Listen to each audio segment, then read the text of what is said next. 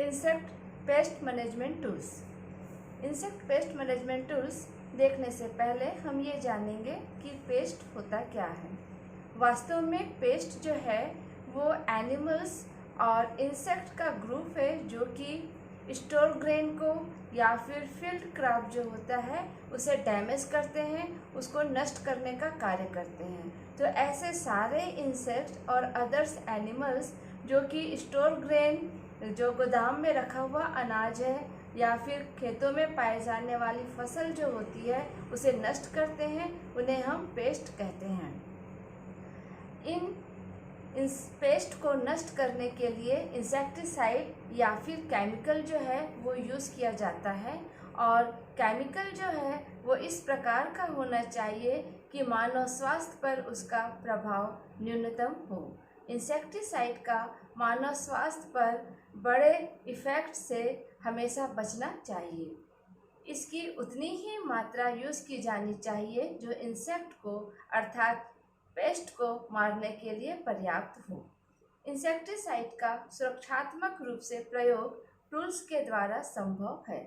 ये टूल्स कम से कम श्रम व धन में ही बेस्ट रिजल्ट देते हैं। इंसेक्ट को मारने के लिए यूज़ में आने वाले केमिकल्स के आधार पर इन मशीनों या टूल्स को हम 3 प्रकार से डिवाइड कर सकते हैं। First sprayer, second dusting machine and third fumigator. Manual श्रम को कम करने और छोटी अवधि में अच्छा परिणाम प्राप्त करने के लिए कुछ मशीनों को इलेक्ट्रिक द्वारा संचालित मशीनों में भी बदल दिया जाता है। सामान्यतः जो मशीनें यूज़ की जाती है उनमें प्रमुख है स्प्रेयर, और स्प्रेयर में हैंड स्प्रेयर आमतौर पर फ्लिट पंप के रूप में जाना जाता है। यह एक आम घरेलू पंप है जिसका उपयोग घरों व रसोई घर में इंसेक्टिसाइड के छिड़काव के लिए किया जाता है। यह घर की मक्खियाँ, मच्छरों, कॉकरोच व अन्य छोटे कीड़ों को मारने के लिए यूज़ किया जाता है। ये नोजल के पास एक अतिरिक्त फिल्टर टैंक के साथ एक चक्र पंप की तरह है। इसमें लगभग 25 सेंटीमीटर लॉन्ग सिलेंड्रिकल बैरल होता है तथा 7 to 8 सेंटीमीटर डायमीटर में एक छोटा सा टैंक एक फिल्टर कैप के साथ एक छोर से जुड़ा हुआ होता है जो कि नोजल के बहुत करीब होता है। ट्यूब, इसके साथ ही साथ ट्यूब, एक छोटी सी ट्यूब लगी होती है। ट्यूब की आधी लंबाई तक फिल्टर कैप द्वारा टैंक से एक पतली ट्यूब बैरल को एक वाल्व और वुडन हैंडल से युक्त प्लंजर द्वारा अटैच किया जाता है। प्लंजर के साथ stroke nozzle up and down functional होता है जिससे एक निश्चित मात्रा में केमिकल का समान रूप से छिड़काव किया जाता है। हम इसे डायग्राम में देखेंगे।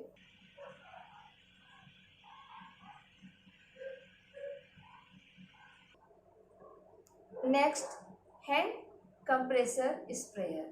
यह एक व्यक्ति द्वारा संचालित किया जा सकता है। यह खेतों में फसलों पर, छोटे पेड़ों पर स्प्रे करने में सक्षम होता है। इससे छिड़काव समान रूप से निरंतर अर्थात कंटिन्यूअस किया जाता है। यह ऑपरेटर की इच्छा पे कार्य करता है। इसमें सिलेंडर पीतल या तांबे का बना होता है ताकि दबाव बनाए रख सके एवं जंग लगने से बच सके। इसमें एक कमर पर प्लेट होती है और खड़े होने के लिए तथा छिड़काव के लिए प्लेट के साथ एक स्टैंड जुड़ा होता है। टैंक धातु की एक रिंग के ऊपरी छोर पर हुक द्वारा लगी रहती है। रिंग को स्ट्रैप के द्वारा रिस्ट प्लेट से जोड़ा जाता है जो टैंक को लटकाने में मदद करती है। टैंक को 3/4 भरा जाना चाहिए। हवा का दबाव 55 to 80 IBS से अधिक नहीं होना चाहिए प्रति वर्ग इंच। आइए इसे हम डायग्राम में देखेंगे।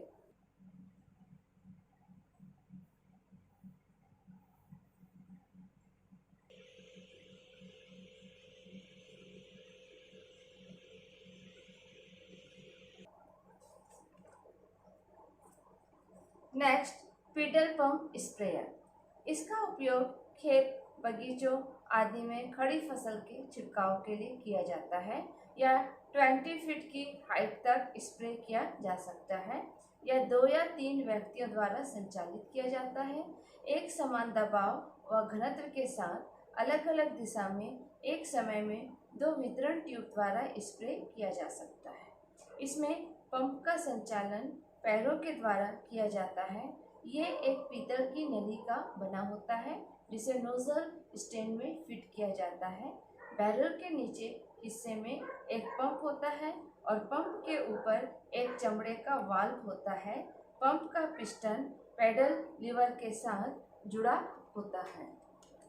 बैरल के निचले हिस्से में पंप के पास एक सेक्शन पाइप होता है जो स्प्रे बाल्टी या टैंक से तरल पदार्थ प्राप्त करता है और एयरेशन के साथ केमिकल को पंप के मध्य में स्थित डिस्ट्रीब्यूटरी नाब द्वारा स्प्रे किया जाता है।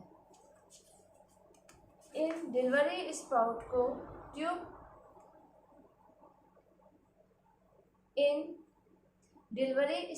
के ट्यूब पाइप एवं एक्सटेंशन रॉड के साथ लगाया जाता है। एक्सटेंशन रॉड की पॉइंट को नोजल के साथ फिट कर दिया जाता है जिससे नोजल व ट्यूब एक साथ अरेंज हो जाते हैं। पैडल लीवर की अप एंड डाउन मूवमेंट के कारण मेटल ट्यूब पर प्रेशर डलता है और कंप्रेसर एयर डिलीवरी के माध्यम से बाहर निकलती है। बैरल में हवा भरने के लिए यह हवा निचले सिरे से ऊपर जाता है और निचले सिरे पर वैक्यूम बनाया जाता है जिसे तुरंत सेक्शन स्पाउट के द्वारा तरल से भर दिया जाता है। इस प्रकार दूसरे स्ट्रोक में तरल स्प्रे को डिलीवरी स्पाउट के द्वारा डिस्चार्ज किया जाता है। स्ट्रिप पंप इसे छोटे पैमाने पर खेतों में यूज किया जाता है।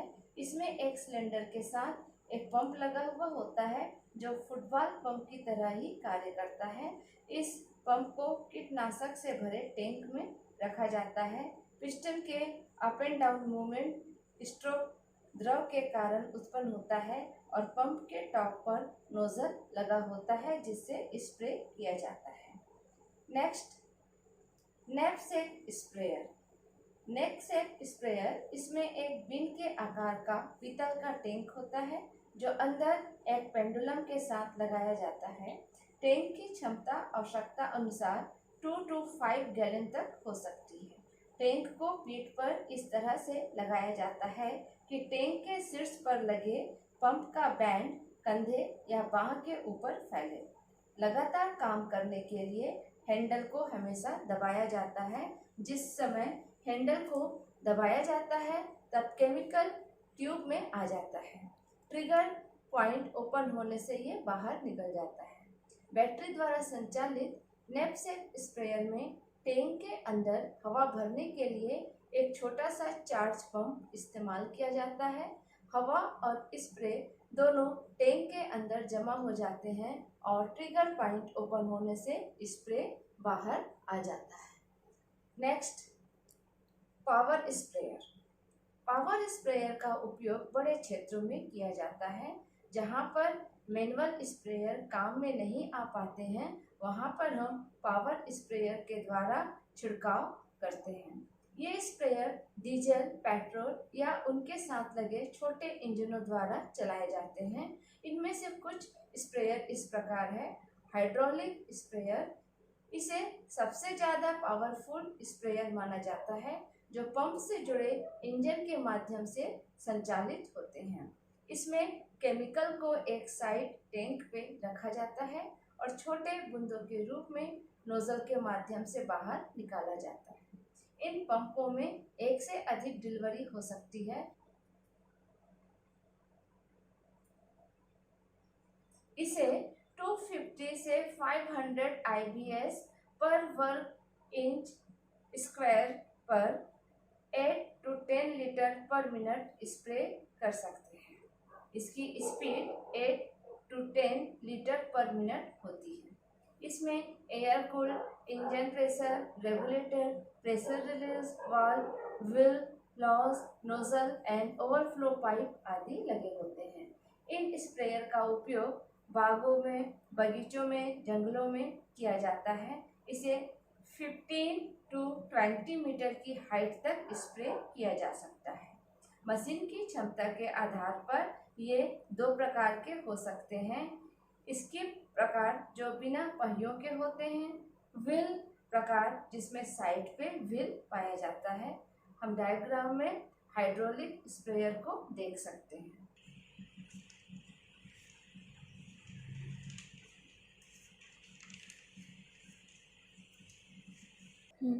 नेक्स्ट, मिस्ट स्प्रेयर या धुंध स्प्रेयर। इसका उपयोग उन खेतों में जहां फसल घनी व ऊंची होती है किया जाता है और छोटे पेड़ों व झाड़ियों को बहुत सावधानी से छिड़का जाता है। यह स्प्रेयर कम मात्रा और कम दबाव का स्प्रेयर है जो छोटे आकार की बूंदों का उत्पादन करता है और बादल जैसी धुंध को बनाता है। बूंदें पत्तियों पर चिपक जाती हैं और एक ही समय पर ज़्यादा दबाव नहीं डालती। कमजोर पड़ने पर फिर से 20 to 80% तक घोल पौधों पे लगाया जाता है। मिस्ट स्प्रेयर दो प्रकार के होते हैं। मिस्ट ब्लोवर, ये कम वॉल्यूम स्प्रे मशीन है। इसमें स्मॉल ट्यूब व नोजल होती है। मिस्ट माइक्रोनाइजर, यह उसी सिद्धांत पर कार्य करता है। ये एक एटोमाइजर के साथ जुड़ा होता है। यह अल्ट्रा लो वॉल्यूम नोजल है, अतः इंसेक्टिसाइड की वेरी स्मॉल ड्रॉप का उत्पादन इसके द्वारा किया जाता है। यह अपेक्षाकृत अधिक क्षेत्र को कवर करता है। मिस्ट स्प्रेयर मध्यम साइज का एक मशीन है जिसे आसानी से ले जाया जा सकता है। इसमें एक स्प्रे यूनिट के साथ 2 स्ट्रोक पावर इंजन होते हैं। दोनों एक ही फ्रेम पे लगे होते हैं। स्प्रे यूनिट में टैंक, डिलीवरी टोटी, ट्यूब व ब्लोवर लगी होती है। इंजन पंप पर एक दबाव बनता है और तरल केमिकल या इंसेक्टिसाइड नोजल के माध्यम से छिड़का जाता है। हम इसका डायग्राम देख सकते हैं।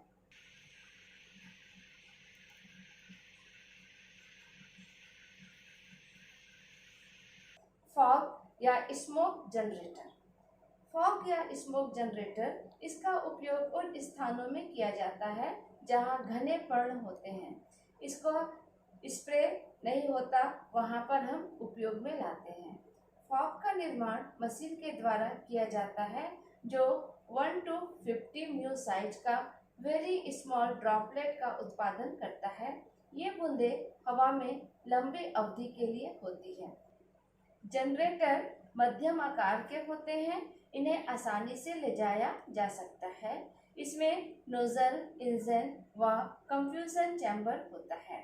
यहाँ पर केमिकल बर्न हो जाता है या स्मॉल ड्रॉपलेट में कन्वर्ट हो जाता है और ये मैकेनिकल या थर्मल पावर द्वारा स्मोक को नोजल से गुजरने में हेल्प करता है। इसे विशेष रूप से निर्मित एरोप्लेन, हेलीकॉप्टर आदि के द्वारा बड़े पैमाने पे स्प्रे किया जाता है। यह उपाय राज्यों के द्वारा, स्टेट गवर्नमेंट के द्वारा या फिर केंद्र सरकार के द्वारा इसे किया जाता है या बड़े किसानों के द्वारा भी इसे किया जाता है जो कि इसे खरीद सकते हैं। आइए हम इसे डायग्राम में देखेंगे।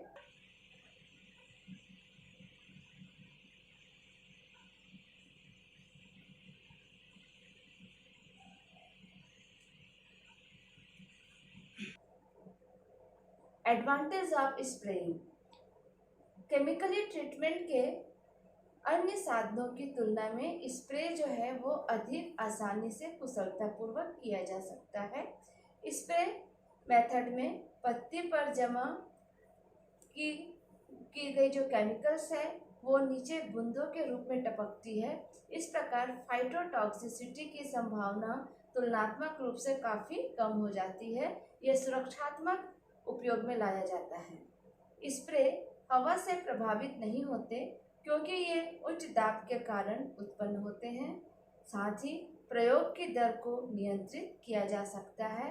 मतलब ये जो प्रयोग करता है, जो इसका ऑपरेटर है, वो उसके कंट्रोल में होता है हम इसको किस रेट पर किस दर तक स्प्रे करें। डिसएडवांटेज, डिसएडवांटेज में सबसे पहले आता है आपका स्प्रे मटेरियल जो है वो हाई कंसंट्रेशन के साथ तैयार किए जाते हैं, इसलिए इसको प्रयोग करते समय बहुत अधिक सावधानी की देखभाल की आवश्यकता होती है। दूसरी, ये बहुत ज़्यादा महंगे होते हैं, इसलिए अन्य दूसरे टूल्स की तुलना में इसे उपयोग में लाना थोड़ा कठिन होता है। डस्टिंग मेथड, ड्राई डस्ट के रूप में खेतों में इसका छिड़काव किया जाता है। डस्टिंग के लिए कम श्रम की आवश्यकता होती है, इसे मैनुअल रूप से संचालित किया जा सकता है। इसका संचालन बहुत ही आसान होता है। डस्टिंग मशीन अधिकांश खेतों में जहां छिड़काव नहीं किया गया है वहां सूखे पाउडर अर्थात डस्ट के रूप में इंसेक्टिसाइड को यूज किया जाता है। इसकी लागत भी कम होती है। यह इंसेक्टिसाइड के माध्यम से वायुमंडल में धूल की धुंध बनाने के सरल सिद्धांत पे कार्य करता है। इसमें पहला है हैंड डस्टर। हैंड डस्टर ये फ्लैट पंप की तरह होता है। इसमें टैंक को सूखे पाउडर से भरे ग्लास या जार में बदल दिया जाता है। हवा के दबाव के कारण पिस्टन में स्ट्रोक बनता है और यह छोटे क्षेत्रों के लिए उपयोगी है। Second, hand rotatory duster. यह एक सिंपल उपकरण है जिसे यूज करते समय चेस्ट या साइड पर रखा जाता है। यह बहुत ही हल्का, आसान, पोर्टेबल है। इसमें एक बंद चेंबर में अटैच ब्लोअर होती है। ब्लोअर के साइड में स्थित गियर सेट के द्वारा इसे संचालित किया जाता है। गियर को एक हैंडल से जोड़ा जाता है जो हमेशा राइट साइड होती है। ब्लोअर के केंद्र में एक लॉन्ग स्ट्रॉन्ग सेक्शन पाइप लगा हुआ होता है जो अगले सिरे पर ड्रम के रूप में परिवर्तित हो जाता है। इसी ड्रम में इंसेक्टिसाइड डस्ट भरा होता है।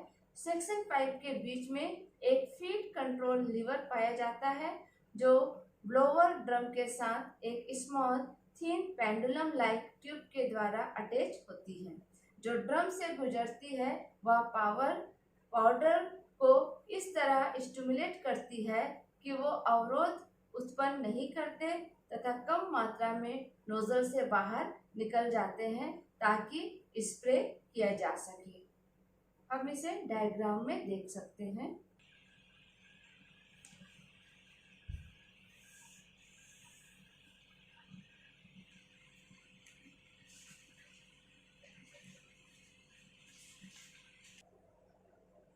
इस प्रकार हमने देखा कि इंसेक्ट पेस्ट मैनेजमेंट टूल्स के द्वारा इंसेक्ट पेस्ट को कंट्रोल करना बहुत ही आसान हो जाता है।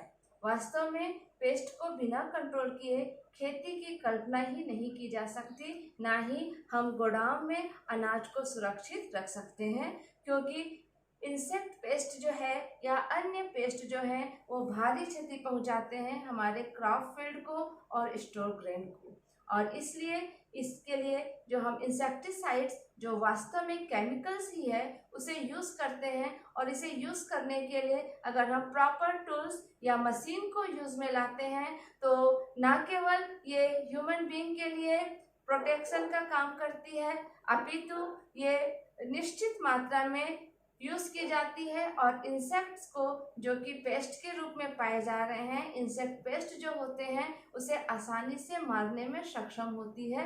टूल्स के द्वारा ये जो इंसेक्टिसाइड है उसका एक नियंत्रित मात्रा ही यूज़ में लाया जाता है और ये बहुत ही सुरक्षित उपाय है और इसके माध्यम से हम इंसेक्ट पेस्ट मैनेजमेंट को आसानी से हैंडल कर सकते हैं।